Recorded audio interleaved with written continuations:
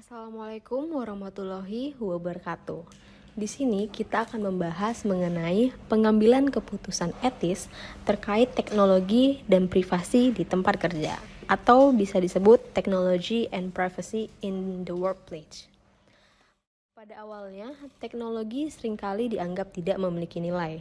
Terlihat dari pernyataan Western Union pada tahun 1876 bahwa telepon dianggap tidak berguna sebagai alat komunikasi.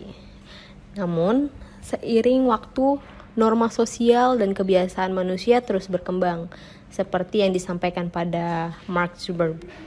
Orang kini semakin terbuka dalam berbagai informasi dengan cara yang lebih luas. Kini, teknologi juga menjadi elemen inti dalam operasional perusahaan modern. Sebagaimana dikatakan oleh Tom Hogan dari Hewlett Packard yang menyebutkan, teknologi kini menjadi fondasi bagaimana perusahaan beroperasi meskipun dengan sumber daya yang terbatas.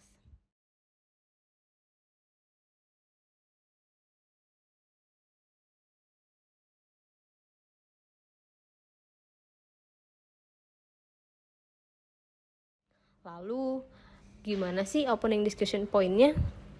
Saat presentasi penting dengan klien, Anda mencatat reaksi mereka menggunakan ponsel untuk membantu tim mempersiapkan pertemuan berikutnya.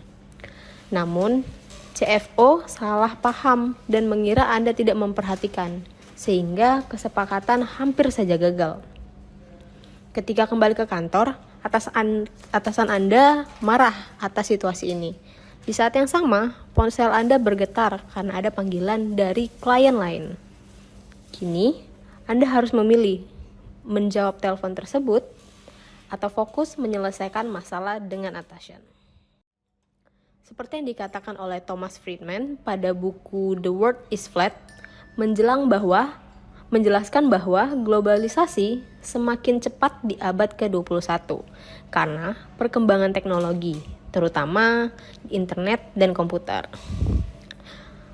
Friedman menggunakan istilah dua rata atau dunia rata untuk menggambarkan bahwa jarak, waktu, geografi, dan batas negara tidak lagi menjadi penghalang dalam bisnis dan perdagangan. Seperti 9 dari 10 kekuatan globalisasi menurut Friedman berasal dari teknologi internet. Sedangkan kekuatan ke-10 jatuhnya tembok Berlin. Juga dipengaruhi oleh revolusi informasi. Revolusi teknologi membawa tantangan dan peluang, khususnya terkait privasi karyawan dan konsumen. Selanjutnya adalah hak atas privasi. Definisi privasi sendiri memiliki dua pengertian utama. Yang pertama, hak untuk dibiarkan sendiri di zona pribadi tanpa gangguan dan hak untuk mengontrol informasi pribadi tentang diri sendiri. Kedua aspek ini saling terkait karena keputusan tentang privasi berpengaruh pada identitas seseorang. Selanjutnya itu, sumber etis hak atas privasi. Hak atas privasi adalah hak individu untuk menentukan keputusan pribadi dan menjaga informasi pribadinya. Hak ini harus dihormati oleh orang lain, termasuk di tempat kerja, di mana karyawan dan perusahaan memiliki kewajiban untuk saling menjaga privasi. Privasi juga dianggap sebagai hak dasar yang melindungi kebebasan, martabat, dan otonomi seseorang. Sumber hukum hak atas privasi. Perlindungan hukum terhadap privasi di tempat kerja dapat datang dari 3 sumber. Yang pertama ada konstitusi, undang-undang, dan hukum umum atau common law. Beberapa negara bagian memberikan perlindungan privasi melalui undang-undang atau konstitusi negara bagian, meskipun ini terbatas di sektor swasta. Kasus-kasus seperti City of Ontario pada tahun 2010 dan Relay California 2014 menunjukkan batasan dalam pemantauan privasi digital. Selanjutnya kita akan membahas mengenai perlindungan privasi global, yaitu perlindungan privasi di Uni Eropa diatur oleh Direktif Perlindungan Data Pribadi yang mengharuskan perusahaan menjaga data pribadi dengan standar yang tinggi. perusahaan EU tidak boleh mengirimkan data pribadi ke negara non-EU, kecuali negara tersebut memiliki perlindungan yang setara. Apa sih hubungan nilai privasi dengan dampak etika teknologi? Dalam hal ini, perkembangan teknologi mengaburkan batas antara pekerjaan dan kehidupan pribadi. Ini mempengaruhi privasi dan keselamatan. Kasus Pondok menunjukkan pentingnya aturan tentang penggunaan media sosial di tempat kerja. Meskipun teknologi membawa tantangan, nilai etika tetap relevan, dan teknologi juga dapat memberikan manfaat sebagai perkembangan sosial dan hak asasi manusia. Informasi dan privasi. Dalam hal ini terdapat 3 cakupan. Yang pertama, perusahaan perlu memahami pandangan pemangku kepentingan agar dapat membuat keputusan yang tepat. Google menghadapi kontroversi kebijakan privasi email yang menambang data pengguna untuk iklan. Meskipun Google mengklaim sudah memperbaiki masalah tersebut, mereka gagal mempertimbangkan kekhawatiran publik. Ini menunjukkan pentingnya perusahaan untuk memikirkan dampak teknologi baru terhadap privasi dan reputasi mereka sebelum diluncurkan. Pembahasan kita selanjutnya yaitu mengenai pengelolaan karyawan melalui pemantauan. Teknologi menunjukkan perusahaan memantau karyawan yang dengan mudah, seperti memeriksa email dan menggunakan internet. Banyak karyawan tidak sadar bahwa email mereka tidak bisa dibaca oleh atasan. Masalah etika muncul ketika karyawan tidak memahami dampak dari teknologi, seperti pesan yang dihapus tapi masih bisa dipulihkan. Selain itu, teknologi membuat kita selalu dihubungi, yang bisa membingungkan batasan antara pekerjaan dan kehidupan pribadi. Pemantauan karyawan dengan tes narkoba. Perusahaan sering melakukan tes narkoba untuk memantau karyawan, terutama untuk menghindari masalah hukum. Namun, perdebatan muncul karena penggunaan narkoba pribadi seperti ganja yang kini legal di beberapa tempat dapat mempengaruhi pekerjaan atau tidak.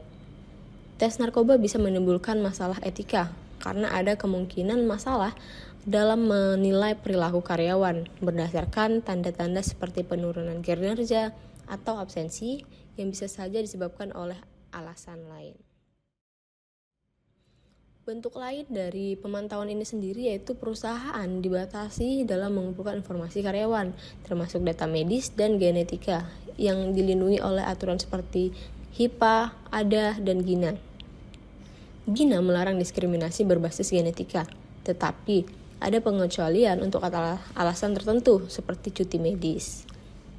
Meskipun begitu, ada kekhawatiran tentang pelanggaran privasi karyawan dan keluarganya. Alasan bisnis untuk membatasi pemantauan di tempat kerja dianggap perlu. Tetapi, para pendukung hak karyawan menyarankan pembatasannya karena beberapa alasan. Yang pertama, ada pemantauan dapat menciptakan suasana kerja yang kecurigaan, tidak harmoni. Yang kedua, pemantauan dapat meningkatkan stres, tekanan, dan masalah kesehatan. Ketiga, pemantauan dianggap melanggar privasi karyawan yang merupakan hak asasi manusia. Pembahasan selanjutnya itu penyeimbangan hak pengusaha dan karyawan. Pengusaha memiliki hak yang membantu karyawan, tetapi pemantauan harus dilakukan secara etis, dengan batasan yang jelas dan tidak melanggar privasi. Pemantauan sebaiknya hanya mencakup data yang relevan saja nih, dengan pemberitahuan sebelumnya dan menjaga kerahasiaan.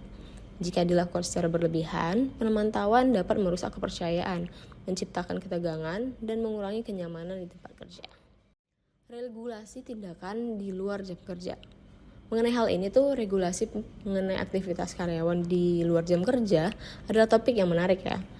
Terutama di lingkungan kerja yang bersifat at will atau karyawan bisa diberhentikan kapan saja. Meskipun begitu, pemberi kerja tetap harus mematuhi beberapa peraturan.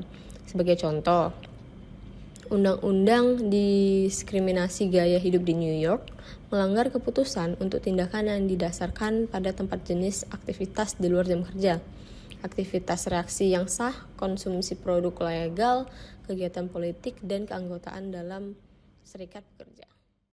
Dapat kita ambil kesimpulan ya teman-teman dari pembahasan kita kali ini, yaitu di bab 7 menyoroti pentingnya menyeimbangkan privasi karyawan dengan kebutuhan perusahaan untuk keamanan dan efisien. Pengawasan harus dilakukan secara transparan dengan memberitahu karyawan apa yang dipantau dan alasannya, serta tetap menghormati hak individu termasuk aktivitas di luar jam kerja. Perusahaan juga memiliki tanggung jawab etis untuk meminimalkan dampak negatif pengawasan dan melindungi data pribadi karyawan. Kebijakan harus sesuai dengan hukum privasi lokal dan global, sementara teknologi harus digunakan untuk mendukung efisiensi tanpa pengorbanan hak dasar manusia. Komunikasi yang terbuka dapat sangat penting untuk menjaga kepercayaan antara perusahaan dan karyawan.